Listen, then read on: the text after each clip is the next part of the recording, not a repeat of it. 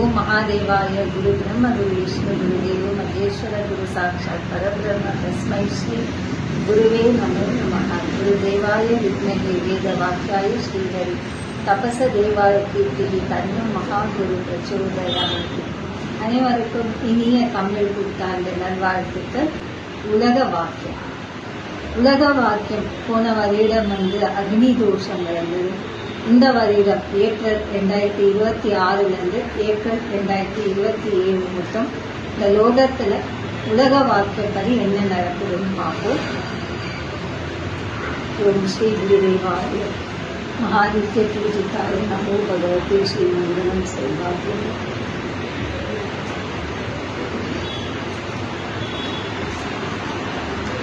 யுத்தம்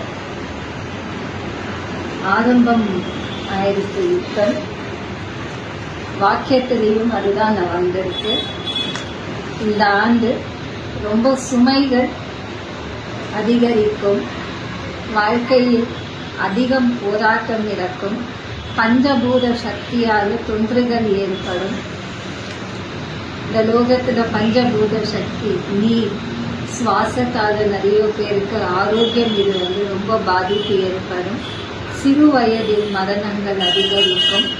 சிறு வயதில் வயசு வித்தியாசம் இல்லாத மரணங்கள் அதிகரிக்கும். அகோர மரணங்கள் அதிகரிக்கும். அகோரம்னா கோரமாக மரணங்கள். அதெல்லாம் பார்த்தீங்கன்னா ரோடிலே ஒரு மனுஷனை வெட்டி அவ்வளோ கொடுமையா சாகடிக்கிறாங்க. அது நிறைய இடத்துல நடக்குது. நம்ம ஃபேஸ்புக் மூலமாக பார்க்குறோம். அது மாதிரி நிறைய நடக்கும். ரொம்ப கவனமாக இருக்கணும். திருமண வாழ்க்கை, குடும்ப பிரச்சனை இந்த மாதிரி எல்லாம் இருக்கும். சிறு வயதில் மரணங்கள், பெண் பிள்ளைகள் ரொம்ப கவனமாக இருக்கணும். இந்த ஆண்டு பெண் பிள்ளைகளுக்கு ரொம்ப பாதிப்புகள் வரும். லோகத்தில் மிகவும் கவனிக்க வேண்டிய சூழ்நிலைகள். நிலத்தால நிறைய பாதிப்புகள், அழிவு காலம், அதாவது அழிவுகள் ஏற்படும். மழை காரணமாக, மழை இல்லாம காரணமாக விவசாயங்கள் ரொம்பவே பாதிப்பாக இருப்பாங்க. விலைவாசிகள் அதிகரிக்கும். நிறைய இடத்துல யுத்தங்கள் ஆகும். இப்போ பார்த்தீங்கன்னா பொதுவாக வேலை விஷயத்துல நிறைய தொன்றுகள் ஏற்படும். வேலை இல்லைன்னு சொல்லிடுவாங்க. அப்போ வீட்டிலேயே இந்த வேலை செய்யற மாதிரி ஆகும். விலைவாசிகள் எல்லாம் ரொம்ப அதிகமாக இருக்கும். வாழ்க்கை ஒரு போராட்டம் தான். கத்தினாலே யுத்தம் தான். யுத்தத்தால பாதிப்புகள் மக்கள் தான். அதே போல பட்சிகளுக்கெல்லாம் உணவுகள் குறைஞ்சிடும். அது ரொம்ப கவனமாக இருக்கணும். இந்த ஆண்டு யுத்தம், நிறைய இடத்துல யுத்தம் நடக்கும். நிறைய இடத்துல விவசாயங்களுக்கு ரொம்ப தொந்தரவுகள் ஆகும். விலைவாசிகள் அதிகமாக இருக்கின்றதால சில பேர் வெளிநாட்டுல இருந்து இன்னொரு நாட்டுக்கு வேலை செய்வாங்க. அந்த மாதிரிகள் இல்லாம சொந்த நாட்டுக்கே போற சூழ்நிலைகள் ஏற்படும். பிரச்சனைகள் அதிகம். உத்தியோகத்துல பிரச்சனை, வஸ்திர தனதானியத்துல பிரச்சனை நிறைய இருக்கு. எல்லாருமே ரொம்ப கவனமாக இருக்கணும். ஒவ்வொரு குடும்பத்திலையும் நான் இந்த பரிகாரம் வருஷம் எல்லாருக்கும் சொல்லியிருக்கேன்.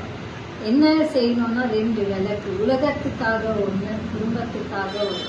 அந்த தீபம் ஏத்துனா எல்லாமே சரியாயிடுமா? நிறைய பேர் கேள்வி கேட்டிருந்தீங்க. கமெண்ட்ஸ்ல கூட நான் படிச்சேன். தீபங்கள் ஏத்தினால் பிரார்த்தனை மூலமாக கண்டிப்பா சரியாகும். ஏன்னா பிரார்த்தனை தவ மந்திரத்தாலையும் தியானத்தாலமும் மந்திரத்தாலமும் தந்திரத்தாலமும் தர்ம சக்தியை எழுப்ப முடியும். அதர்மம் அதிகமா இருக்கும் போது தர்மம் குறைஞ்சிடும். அதர்மத்துக்கு அதிகமாக ஆக்ரோஷமாக இருக்கும். அதனால தர்மத்தை எழுப்புனா அதர்மம் அழிஞ்சிடும். அதுக்குதான் நம்ம தீபம் ஏற்ற ஏற்ற தர்ம சக்திகள், நல்ல சக்திகள் நமக்கு துணையா இருக்கும் போது எந்த பாதிப்புகளும் வராது. அதனால நம்ம தீபம் ஏற்றி கடவுளைன்னு நம்ம கூப்பிடணும். அஷ்ட தேவர்களும் நமக்கு துணையாக இருக்காங்க. அஷ்ட சித்தர்களும் நமக்கு துணையாக இருக்கும் போது அவங்கதான் இந்த உலகத்துல காப்பாற்ற வேண்டும். அதை காப்பாற்றுவதற்கு நம்ம பிரார்த்தனை கண்டிப்பா இருக்கணும். அதனாலதான் 2 தீபம் நான் தொடர்ந்து ஏற்ற சொல்லுவேன். அகல் விளக்கு நல்லெண்ணெய் 2 தீபம் நீங்க பூஜைலாம் முடிச்சுட்டு தனியா ஒரு 2 தீபம் ஏற்றி இந்த உலகத்துக்காகவும் பிரபஞ்சம் நலமாக இருக்கணும், பஞ்சபூத சக்தி நலமாக இருக்கணும், பட்சிகளுக்கு உணவுகள் கிடைக்கணும். ரொம்ப ஆக்ரோஷ மரணங்கள், அகோர மரணங்கள் இது எதுவுமே ஆகக்கூடாது. நோயால நிறைய பாதிப்புகள் இருக்கு. எல்லா ஆரோக்கிய உணவுகள் ஏற்றுக்கொள்ளுங்க, பிரார்த்தனை இருங்க, பூஜைகள் செய்யுங்க. முடிஞ்சா இந்த உலகத்துக்காகவும் ஒரு ஹோமம் செஞ்சிடுங்க கோவில்ல. வருஷத்துல ஒரு முறை செய்யுங்க, அதுவே ரொம்ப நல்லது. வீட்டுல கூட நீங்களே ஹோமம் செய்யலாம். யூடியூப்ல பாத்தீங்கன்னா நான் நிறைய சொல்லியிருக்கேன், எப்படி பூஜை முறைகளான ஹோமம் நீங்களே செய்யலாம், அது பார்த்து தெரிஞ்சுக்கங்க.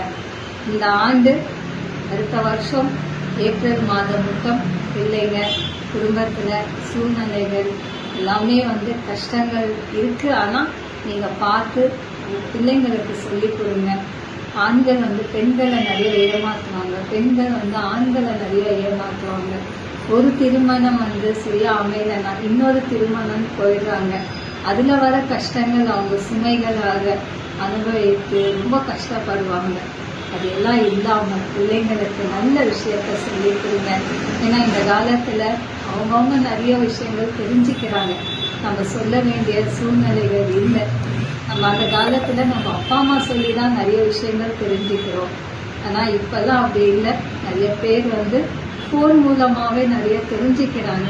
எல்லா விஷயமும் பிள்ளைங்களுக்கு தெரியும். பிள்ளைங்களுக்கு சொல்லுங்க நிறைய விஷயங்கள். தாய் தந்தையிடம் ஷேர் பண்ணுங்க. நல்ல விஷயம் இருந்தாலும் சரி, உங்களுக்கு ஒரு பயமான விஷயங்கள் இருந்தாலும் சரி. உங்க வாழ்க்கையில திருமண வாழ்க்கையால நிறைய பேர் பாதிப்புகள், அவங்க திருமணம் சின்ன வயசுலயே வீட்டை விட்டு போயிடுறாங்க. திருமணம் அந்த வாழ்க்கை நீங்க அப்பா அம்மா கிட்ட சொல்லி ஷேர் பண்ணுங்க. எல்லாமே கண்டிப்பா நல்லது நடக்கணும். அதற்காக தான் பிரார்த்தனை பூஜை செய்யணும். இந்த ஆண்டு ரொம்ப கவனமாக இருக்கணும். எல்லோரும் நலமாக இருக்கணும். தனதாங்கி செல்வ சகல சம்பத்தோட இருக்கணும். தமிழ் புத்தாண்டு முறையான வழிபாடு பூஜை முறைகள் அது தனியா வீடியோ நான் அனுப்புறேன். இது உலக வாக்கியம். இந்த ஆண்டு சுப வாக்கிய பிரகாரம் யுத்தம் நடக்குது. ரொம்ப கவனமாக இருந்து எல்லாரும் பிரார்த்தனை செய்யுங்க, நல்லதே நடக்கும். சிவாய நம. குருவின் துணை.